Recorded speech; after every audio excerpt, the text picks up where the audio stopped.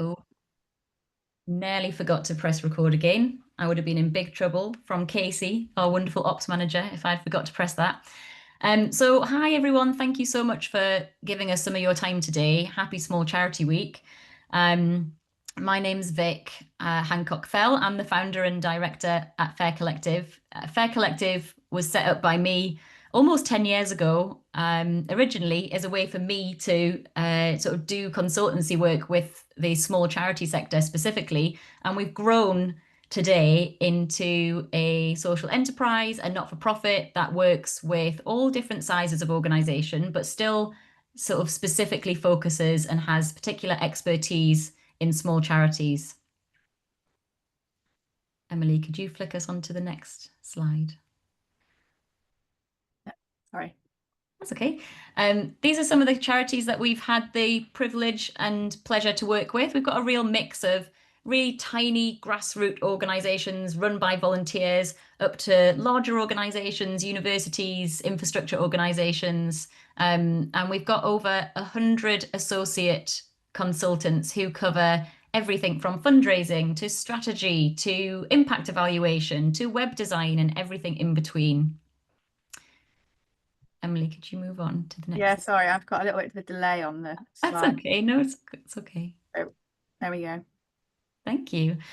So we match social good organizations with freelancers and consultants, especially. Someone once did suggest that we adopt the official strapline of like Tinder for charities, but I'm not sure I could cope with that. But that's what we do. We matchmake. We've got over 100 consultants and freelancers. It's a free service for clients. Our day rates are by organisation income level, and we donate 50% of our profits to the small charity sector through pro bono support. And we have a freelancer or consultant for almost everything. I think the only thing that we don't have is legal advisors, and that's because we signpost out to a free service for small charities to access free legal support. I will put that link in the chat for you. But just want to say a big thank you for being here. We know that time is your most precious resource as leaders and people working within small charities. So really grateful to you for giving us some of your time today. Really excited to have Emily Wilson-Smith with us today, talking to us all about power, one of my favorite topics.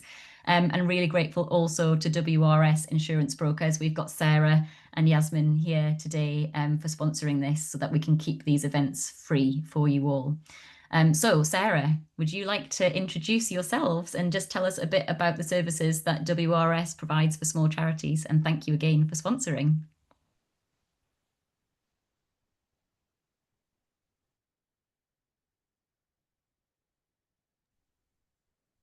Poor Sarah's had to join from her phone because we were getting robotic voice vibes from the desktop. So I'll just give her a minute while she works out the unmute on a phone.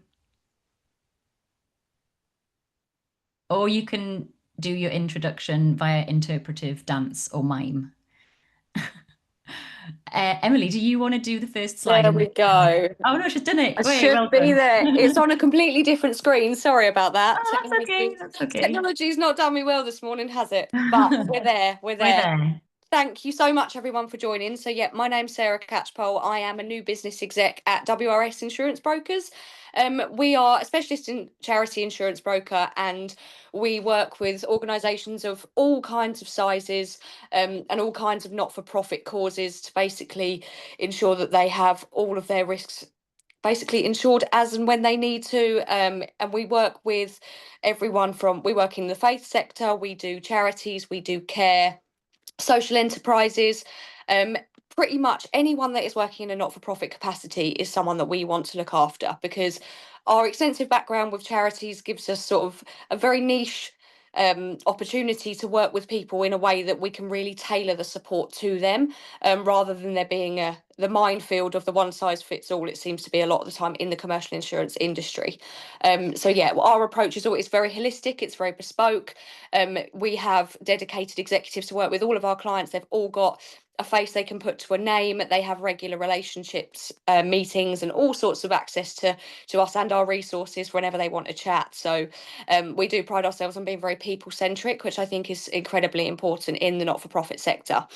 Additionally, obviously it's all well and good having these relationships, but we also have, as a company, over 40 years experience in the charity sector. And most importantly, I think for us, is that we are now owned by the Benefat Group.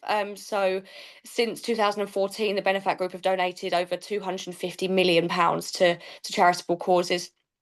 Which makes us it's the third largest corporate donor, which is just obviously a fantastic achievement for us. And to be a part of the Benefat means that we are incredibly trusted in the sector. We are experts in our field, and we're always working to do the best we can for organisations like those of everyone that's joined us today. Thank you. And this is the second webinar that WRS has sponsored. So thank you. Your support of the small charity sector really means a lot to us. Appreciate you having you here. All right, over to you then, Emily. Looking forward to hearing all about power and how small charities can lean into it. Great. Thanks, Vic, and thanks, Sarah. So yeah, today we're just going to go on a bit of a journey talking about how we move from kind of feeling powerless and kind of reacting to all the different challenges that we face to feeling powerful and genuinely responding to some of the really urgent challenges of our times. Oh, silly slides. Just bear with me. There we go. So yeah, so just a quick kind of what I hope we're going to cover today, where I hope we're going to get to. So I'm going to talk a little bit about the theory of power. So there's a few key words here that I hope by the end will be useful terms you can use. So power over, power together, power within, and power under. We're going to talk specifically about the unique strengths of small charities in disrupting kind of harmful power dynamics. And then we're going to get practical and just talk very briefly about how you build kind of real strategies for influencing funders, government, and just raising your profile so that you can really use that power. And hopefully also, because a key part of power is that it all starts inside of us. So hopefully also I will, although I doubt we can do this entirely in an hour, I hope we will make some steps towards having a kind of more empowered mindset in terms of when you go back into your kind of day role. So firstly, just then the paradox of small charities. So I know from the Fair Collector's recent report on mental health and from my own experience as a small charity leader, that we are often exhausted. We're often on the brink of burnout. We're often struggling with mental health directly related to the work that we do and the challenges that we have to tackle because of the role we take on. But there's a real paradox with small charities because they're also this massive source of untapped power. And so there's kind of this trap, this vicious cycle of exhaustion and untapped power. And that vicious cycle is what I want to break and what I want to talk about breaking today. I've got a few little activities scattered throughout the slide, so it'd be really good if you want to, if you feel comfortable, to sort of share some thoughts in the chat, just to kind of interact with the content as we go. So my first one is a one-word power check-in.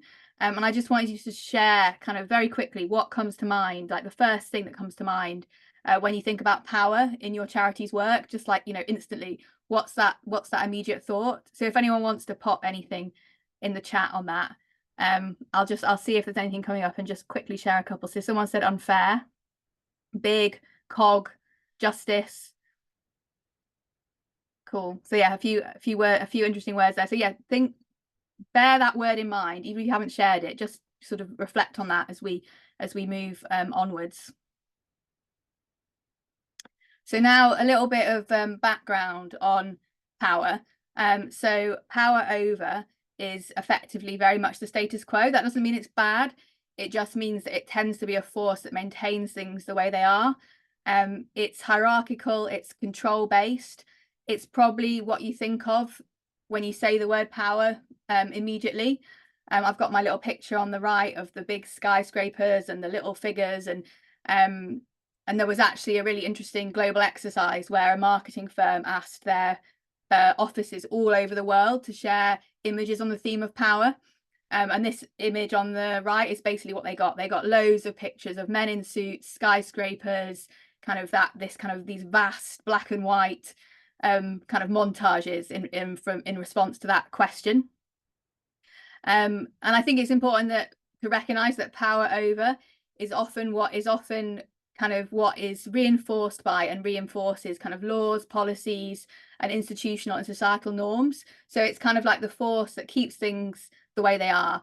And it's really deeply linked to the stories we tell, the narratives, the norms in our society. So even though it often manifests as very concrete things like a law or a policy or a specific experience, actually what really drives it is narratives and norms that underpin these kind of more concrete manifestations. But I think one of the really important things about power over is actually often it can feed insecurity and fear, because it feels, not all the time, not always in every situation, but often when people hold power over us, that feels very uncomfortable, and particularly in a context where there's not a lot of resource, where people are worried, where there's a kind of sense of scarcity. Actually, power over dynamics can really feed that and make people feel scared, frightened, and it really feeds into that drive towards burnout and exhaustion, because you feel helpless and you feel as though other people are controlling your fate and your future.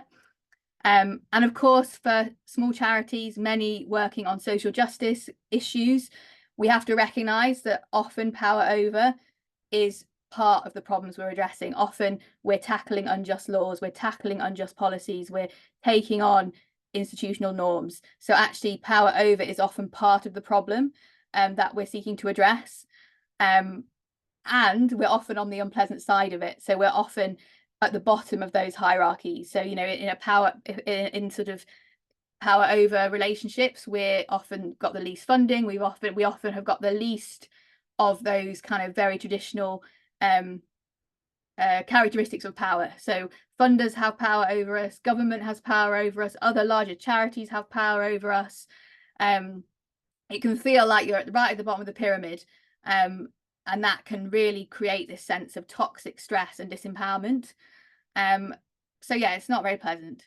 And then I think there's another really important concept here called power under, and this is basically what happens when we experience power over in a very toxic way, and we don't heal it, we don't deal with it, we don't process it. It creates this phenomenon called, it was developed by a psychologist who actually experienced this himself. But it creates this powerless rage, effectively, where we turn our sense of helplessness into oppressive practices towards others. And you may well have seen this cycle in organizations or teams you've been part of, where, you know, there's an environment of stress and scarcity. Everyone feels like there's not enough resource, there's not enough time, there's not enough support. And actually soon people higher up the hierarchy are taking that out on more junior members of staff, and you just get this very oppressive dynamic, and that is the power under. And it's really important, again, for social justice organizations, because it's very common in people who've experienced, who are lived experience experts. So people who are working on an issue because they've experienced it directly. For example, you know, in women's rights movements, there's lots of research looking at survivors of abuse who then go on to lead in organizations, and actually if they don't heal that trauma from the power over experiences they've had, they actually replicate the kind of abuses that they experienced. So it's actually really a kind of really important concept to be aware of, both as individuals but also as leaders. If we don't heal our own trauma, if we don't sort of tackle head on the negative experiences of power, then actually they then go on to infect our work and create this really kind of oppressive cycle. Okay, and so this is the other side of power. So this is how these are the forces for change. So these are things that challenge the status quo, that enable us to make things different. Again, not always necessarily good or more just. These forces operate in all kinds of campaigns, but these are the things that allow us to change things, disrupt things, whether that's for something that you believe in and think is good, or something that you think is terrible.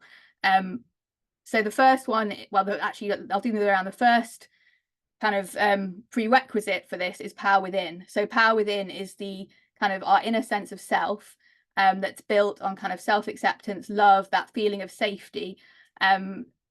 Without that, we can't build power together, we can't change anything. And so that is the foundation of any kind of power that we build for change.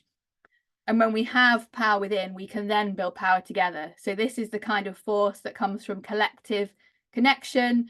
It's the only thing that really tackles power over and alters those kind of status quo dynamics. And it's also driven by narrative. So it's how we build, I talked about how power over is, at its root, it's about narrative and norms. Well, it's the same for power together. Power together is how we spark new narratives, new stories, new ways of being that are different to the status quo. So there we go. That's a whirlwind tour of some power theory for you. Okay, so now moving on to you guys, like, why does this matter? It might all sound a bit ethereal, a bit theoretical. It really, really does matter, and it really does affect what we do on a day-to-day basis. So small charities are uniquely positioned to use power together and to play a role as disruptors. You're less burdened by bureaucratic processes, and there's just this natural agility that really lends itself to being a bit of a disruptor. And there's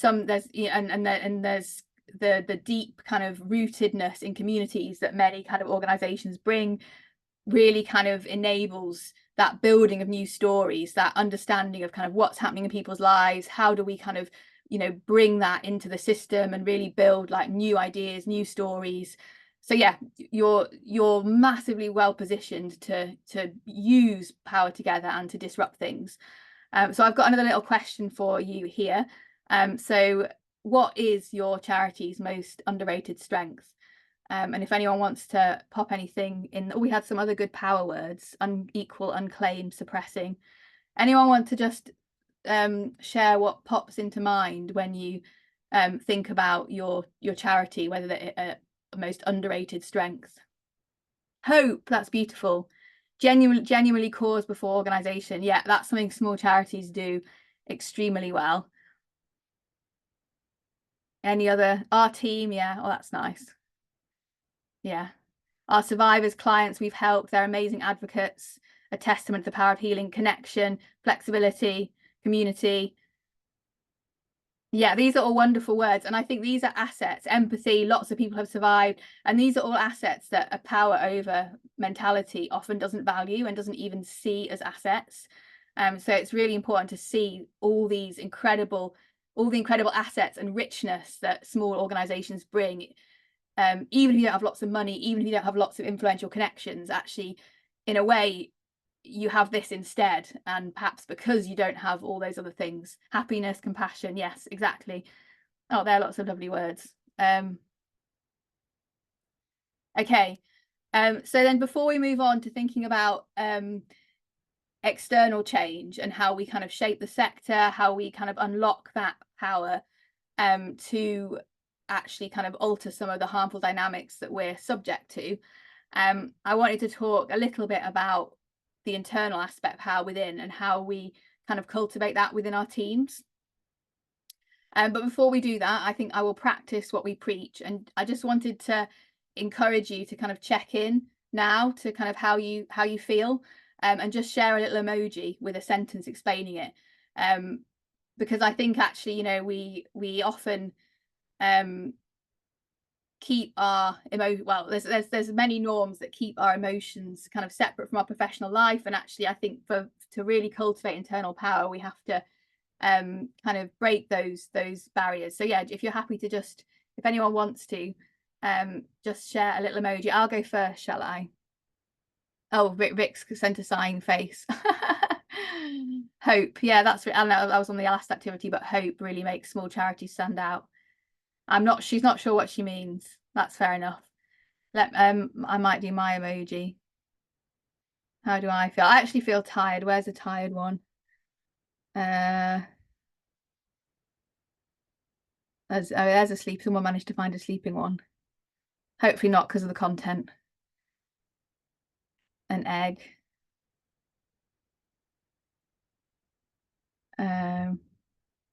just had scrambled egg and egg, but feeling content and full in life and work. Not a fan of the muggy weather. A startled face, a blurry-eyed face, a detective. Oh, that's fun. A detective looking for new funders. Zany. I feel exhausted and confused and undermined by the system. Oh, yeah, I think we all know that feeling. So I feel tired. I actually can't find the tired emoji, but I'm gonna steal the one, the sleeping one, because I have a 6-month-old baby and he's not been sleeping very well this week, so I'm slightly wired. So that's how I feel. Spinning too many plates, sometimes disconnected from the actual impact and get drowned in the day-to-day. Yeah, that's all very true. It's all very true. Someone's thinking. That's always a good sign. Great. And I guess if anyone, I'll carry on, but if anyone wants to carry on sharing or respond to anyone else, then yeah, feel free to just kind of do a little check-in, because I think it's really powerful to know that we're not alone and to recognize that actually we're all, we share a lot of these feelings, and that we can kind of, something about the act of connecting, even in the absence of anything practical, can make you feel so much more powerful and so much stronger. Like I actually feel a little bit more powerful now, seeing all those kind of feelings that I can relate to. A tired 9-month-old. Oh, 9-month-old. Oh, Lisa, I didn't know that. Congratulations. So yeah, so I think you can just see how through that kind of connection we already feel stronger, we feel more connected to each other, and we feel like maybe things aren't as challenging as we thought. So let's just talk through some of my top tips for how we kind of cultivate power in our teams. So tip 1 is to kind of recharge your power source. And I don't know if we always think of ourselves and our teams as the power source for our organization, but they absolutely are. And so thinking of to really sort of making rest a real priority, and a serious priority, just like you would funding or I don't know, delivery of your projects, actually making rest equal to that, because actually without that rest, you're effectively smothering your source of power. And so, I mean, there's lots of kind of practical things that can be done, but I think ring-fenced time for leave, things like having kind of policies that you kind of create with your team that really center kind of their needs and experiences. But and generally, even when things are busy, even when things are tough, trying to kind of respond compassionately to people that need rest. So that's the first tip. The second one is to kind of co-create your North Star. So this is your, thinking about what the organization does and how you run. And actually, the more people have a say in your organization, the more power they'll feel they have. So actually trying to find ways to make sure that obviously it's really important for your beneficiaries as well and for the people you support, but also for your team to have that say in shaping strategy, shaping vision, shaping values. And it might seem like a lot of effort, a lengthy process, but actually these are the kind of things that cultivate power in an organization and team that will pay off kind of when you look externally. And finally, just finding your village, so finding communities where you can get support and grow together. And obviously Fair Collective is a really good space for that, and I know there's lots of other networks, but finding and making time for spaces where you connect with others as part of your kind of working life. So that's kind of internal power. So now we're going to move on to I suppose perhaps the more interesting bit, perhaps the hook that brought you here, thinking about how we catalyze power externally. And there's 3 strategies that I kind of have learned from my previous work and that I want to talk through kind of briefly today. And the first one is about owning your story. The second one is about kind of uniting, coming together, and the third one is this idea of kind of really leaning into being bold and disruptive. So we'll talk through each of those now. So firstly, around this first one around owning your story. So I think at the moment, like, we live in a very different landscape to 5-10 years ago, and actually everything is about narrative, and there's nothing more powerful than really knowing your story, and having that authentic story of your organization's purpose. And when you get this right, something really interesting happens. Instead of kind of scrambling for funds and looking for opportunity, they actually start to come to you. and people start to recognize what you are and what you stand for, and kind of actively seek you out. And so I've got a little case study here from my work at iRise, sort of to try and show this shift in action. So at iRise, we had a long-standing funder who we worked with over kind of a number of years, and we basically started to invite them into our program spaces where they could hear directly from the staff, from the communities, in a really honest way and a really authentic way about the change that we were working on and some of the challenges. And they came to meetings and nothing was censored, nothing was kind of brushed under the rug, and there was just this very open kind of storytelling around the work that was happening, the things that were going wrong, and the things that were really going well. And actually what happened was that led to a much deeper relationship with that funder, and they ultimately kind of worked with us to co-design this multi-year kind of participatory grant program across East Africa. And it was a really different model to anything they'd used before, and I think the reason for that was because hearing those stories firsthand really it made them feel part of our community, and it started to change their perspective, and it changed the power dynamics. So instead of feeling like they were in charge, they started to feel like they were a partner, and they were kind of an equal stakeholder in this process. And that wouldn't have happened if our community didn't have those strong stories around who they were and what they were doing. And if we weren't kind of brave enough to say, actually, we can tell those stories. They're not perfect, they're not simple, but we're going to tell them, and we're going to let our funder see them as they are. And not everyone will like your authentic story, but actually the people that do, the people who are attracted to it, will be the allies and partners that you really need. And so I've said it, they cut the crap, because I think that's what they do. They get rid of the people and the partners that are not going to be in it with you for the long haul. So that's strategy 1. So strategy 2 is this idea of coming together. And I think there's a mindset that has come into the charity space from the corporate world and from the business world. And it's this idea that we need to be really protective of our work and our brands, and that we shouldn't share too much, or we shouldn't, give too much away. Because we're competing. And actually there's a lot of good stuff in the business world, but a lot of it is not appropriate for the charity sector, and it shouldn't just be transplanted. And I think that belief is one of them, because it actively gets in the way of building power together, because actually power together comes from that open, equal, honest conversation, and that's how you kind of build new narratives, by exchanging knowledge, exchanging learning. And so actually one of the things that is perhaps counter to a lot of popular wisdom is we need to really kind of put that idea on the back seat and really seek out collaboration.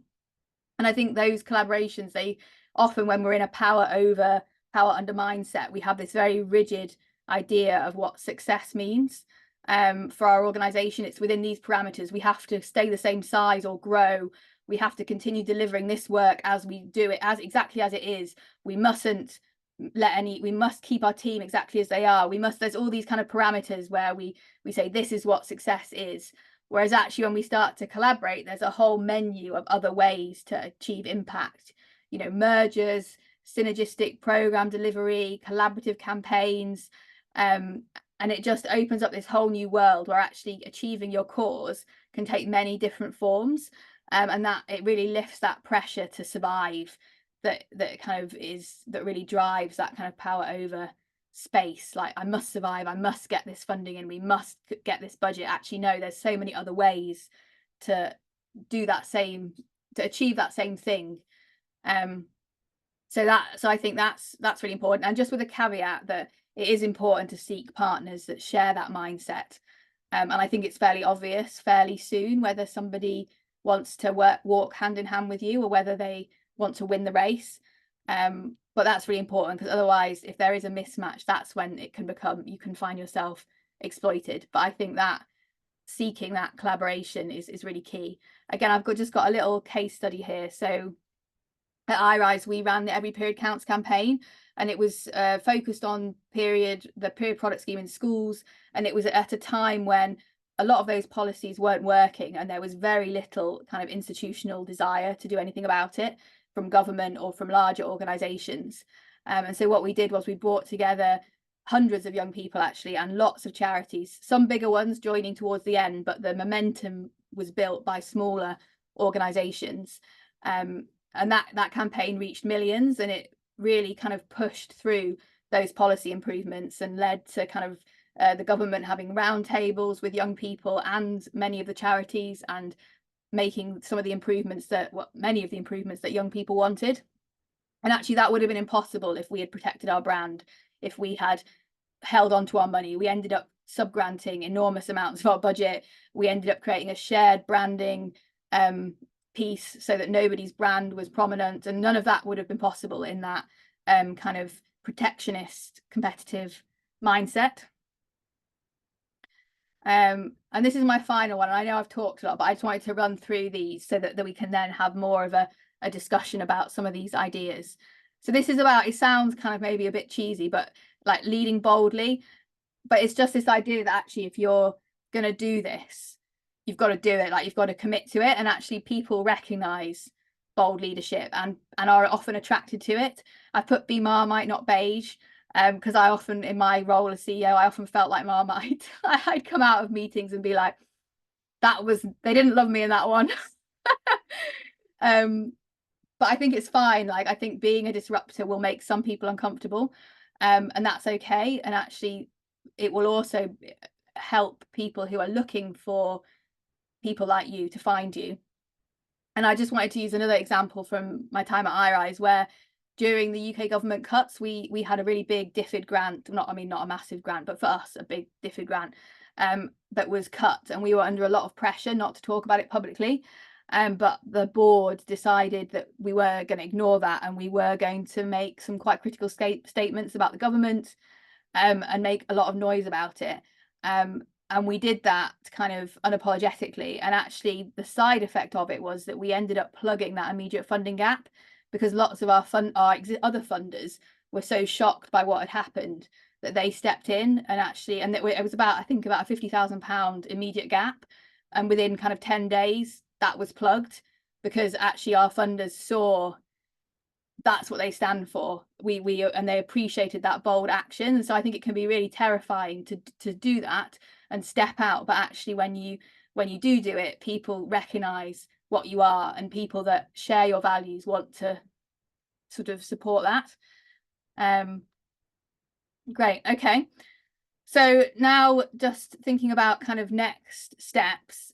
So I have this is part of a more detailed handbook that's on my website, but this is, and one of the kind of key actions from that is to create a kind of detailed power plan for an organization. But I just wanted to give a flavor, so I've just picked a couple of the questions to kind of get us thinking today.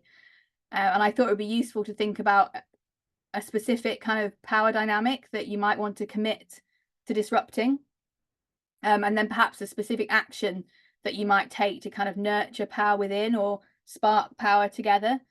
And so I wondered if we wanted to sort of, all the best people in organizations are Marmite. So I wonder if we want to actually kind of discuss these questions and share some ideas around. I've given you kind of a bit of a whirlwind tour of the theory, but actually talk now a bit about what these ideas might mean for your work, and kind of how you run your team, and potentially also any questions. But yeah, if anyone wants to kind of share on this, either in the chat or by speaking, if you dare, then that would be really, really lovely.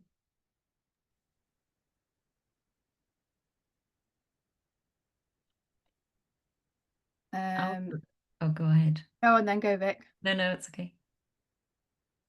Was that you, Emily, speaking? Yeah, I was saying go for it.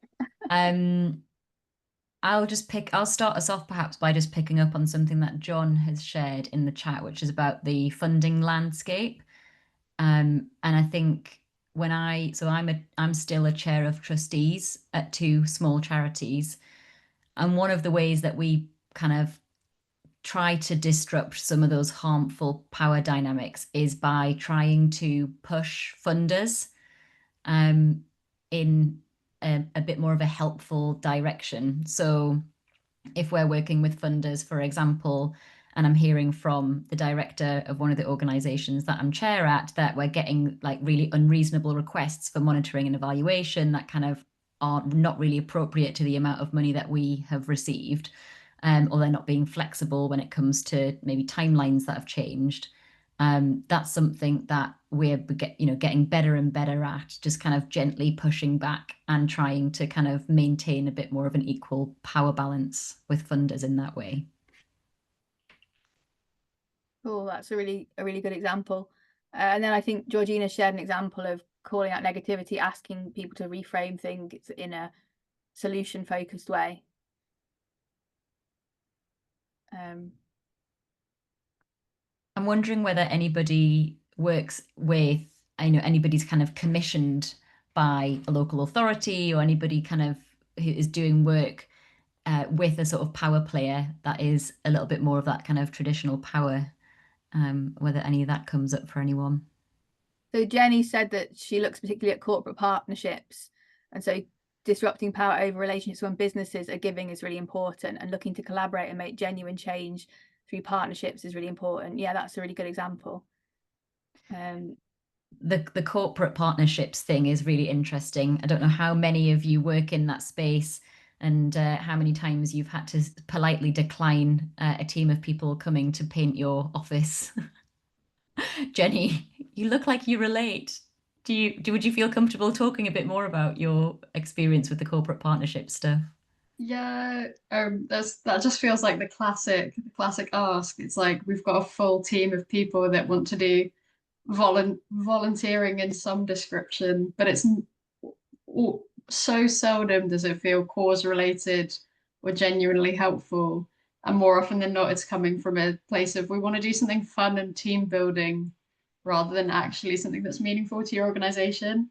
It's a conversation I've had to have a few times, because the only opportunity we have for volunteering at my organization is trauma-informed, like helpline volunteering, which is obviously not the sell a lot of companies really want to go for. So yeah, it's been an interesting one, but when you said that, very much related to that. And Jenny, how do you disrupt that? What do you do to kind of address that, just out of curiosity? For us, we've got a really sort of good offer at SARSAS in that we have a training function. So we offer training to businesses in preventing sexual harassment in the workplace, how to be like a good responder if someone discloses sexual violence. So we kind of try and channel, if you've got time and you've got budget, invest in your policies, invest in your people first. It's still challenging to get into the right spaces. A lot of people still feel that's quite combative. Lots of businesses think, oh, we're offering that because we see that there's a problem in your organization, rather than we want to look after everybody regardless. So it's still a challenge, but it's at least a good start to an alternative offer for us, I think. Great. I think Ali, you've got your hand up. Would you like to share? Oh, you're muted, I think. Oh no, we can't hear you.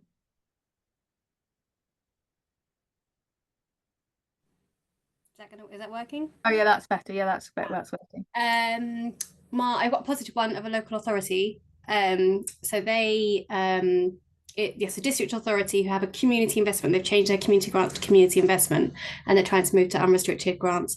But they were aware one of the challenges they had was rebalancing the relationship with people who have previously had to apply for grants every year.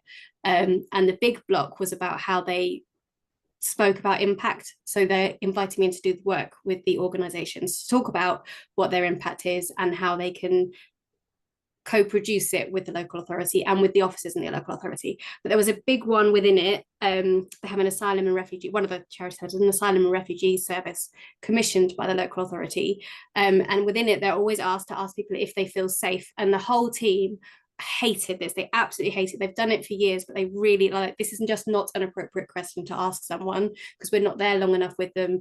And how on earth are we going to affect that for them anyway with the work we're doing? So we worked to strengthen everything else around it to go back. It's still ongoing. They're still going to have to keep talking about it. But actually by doing broader work to say, what's your narrative, what's the story, what is it, you know, what does matter, they were then able to go back and have the, rather than just kind of sucking it up, they started to open the conversation more in a way that they didn't feel they could before.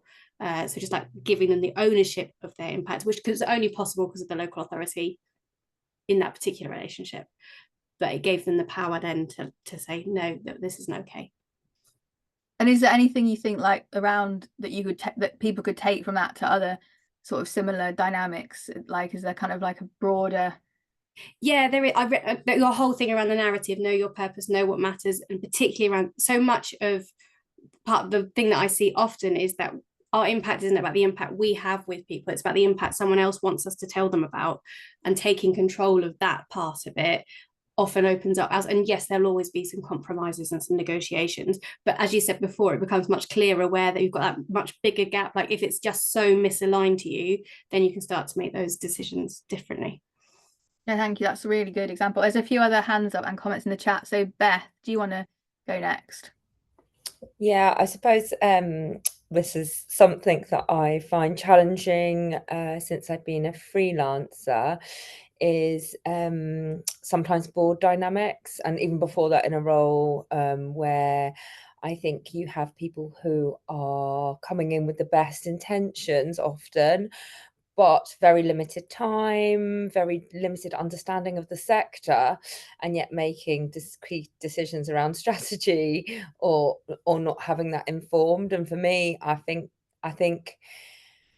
there's definitely real challenges around like language and how that doesn't attract diversity or it doesn't bring people into those leadership positions. So I find that really some of the hardest work that I have to do is kind of, and sometimes when I don't tell them what they want to hear, they get very offended.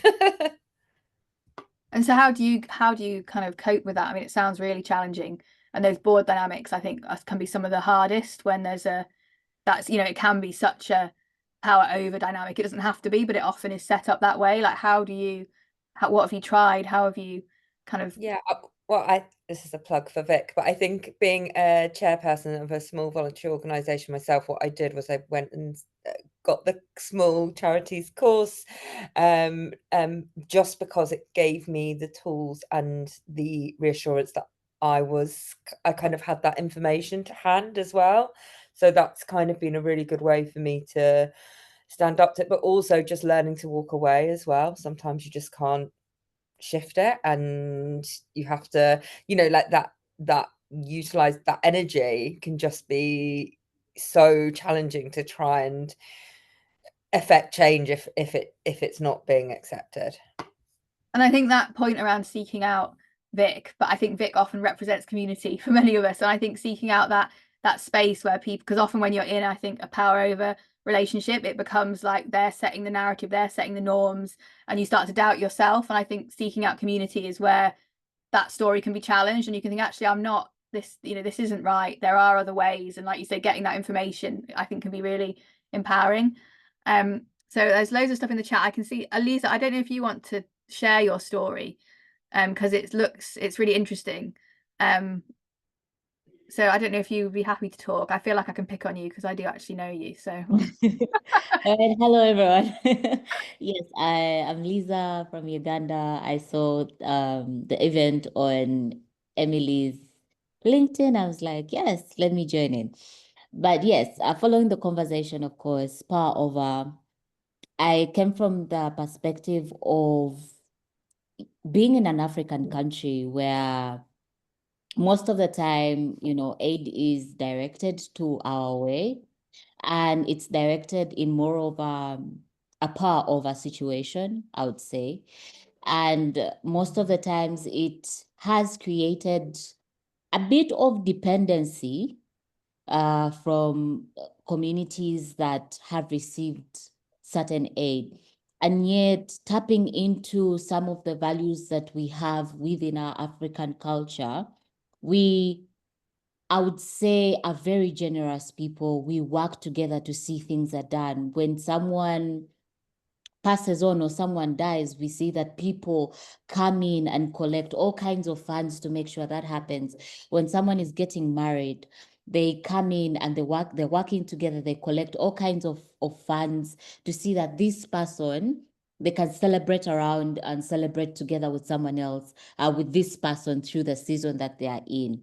However, when people come under the mask of an organization, a nonprofit or a funder, and then the whole dynamic of having a funder and then someone who is being helped creates that whole power over situation or dynamic.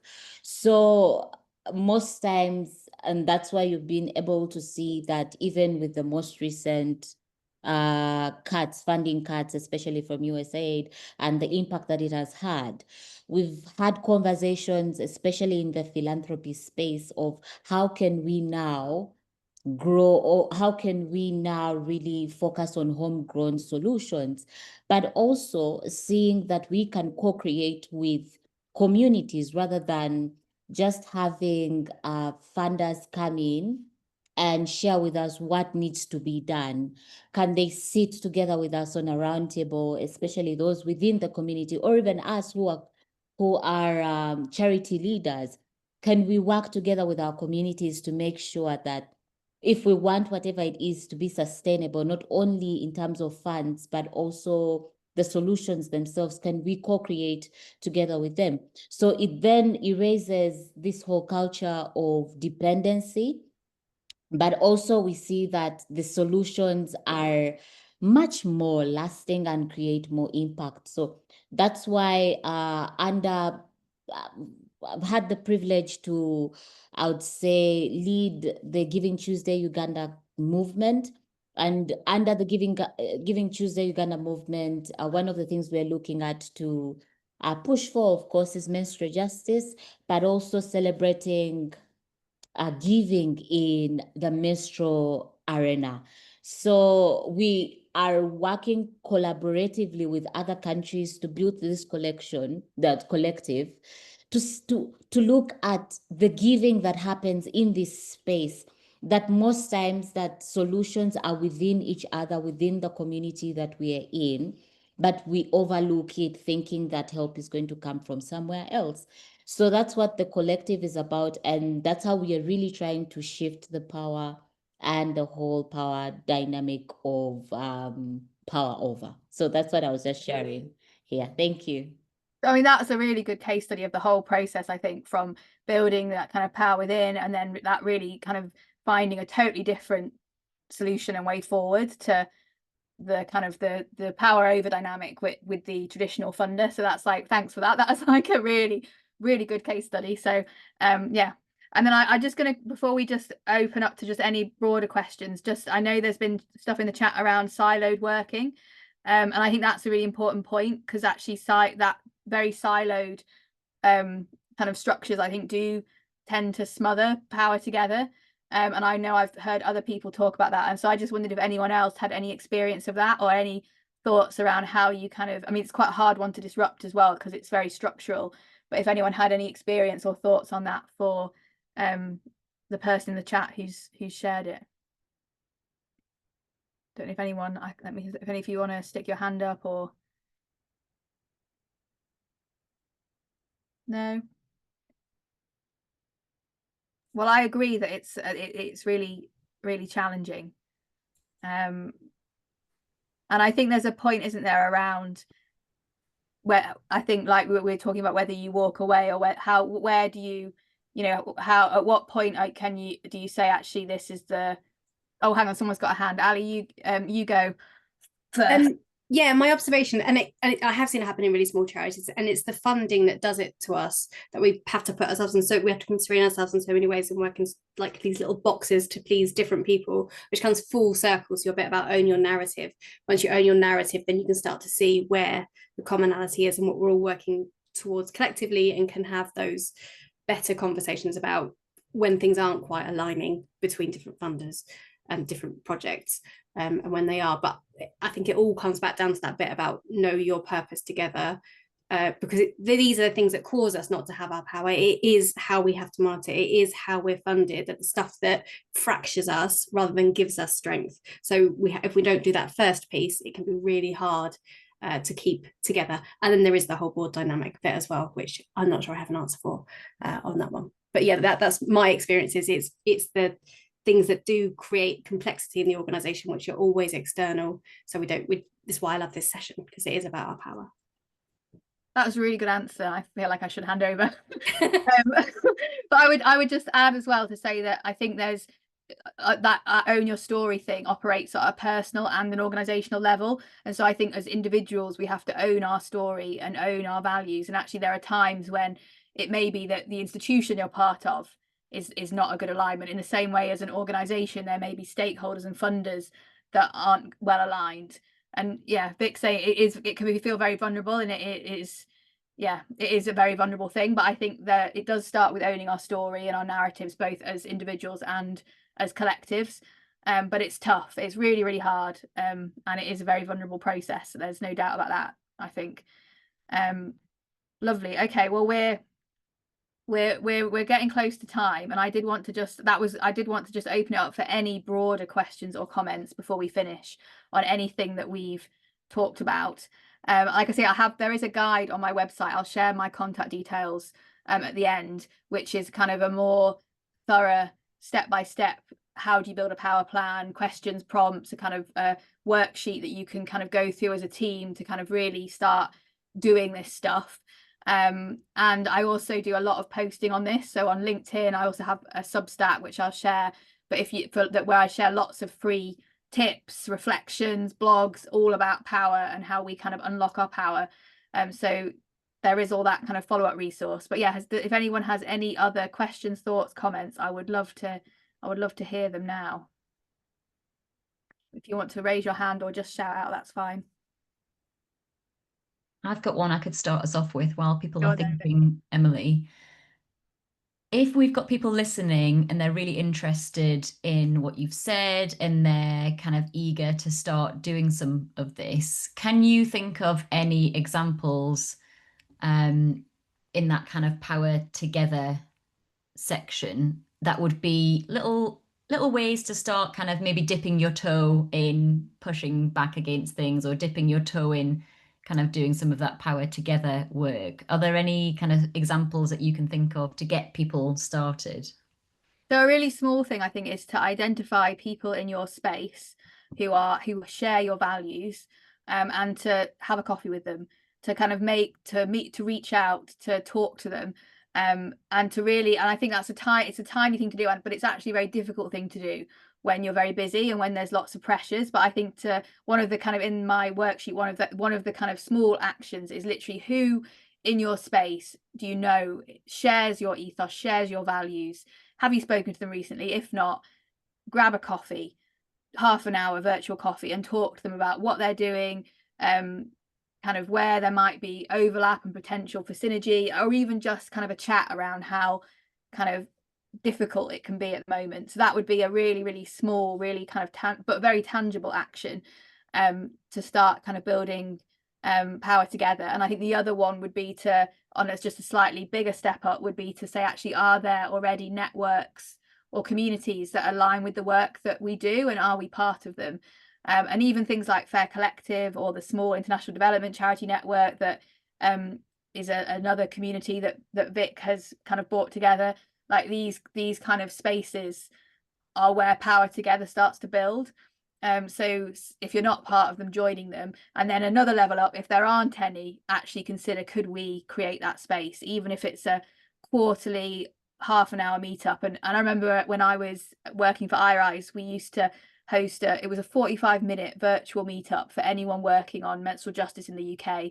No prep, just I set up the Zoom meeting, had a mailing list that anyone could join. We used to all come, everyone had 2 minutes to share what they were working on, and then we all said goodbye. But actually from that came that campaign that I just described earlier, the Every Period Counts campaign, that came from those 45-minute kind of virtual coffees where we realized that everyone was sharing the same frustrations and the same barriers, and then the campaign kind of came from that, and the funder came from that as well, because they were actually part of some of those conversations.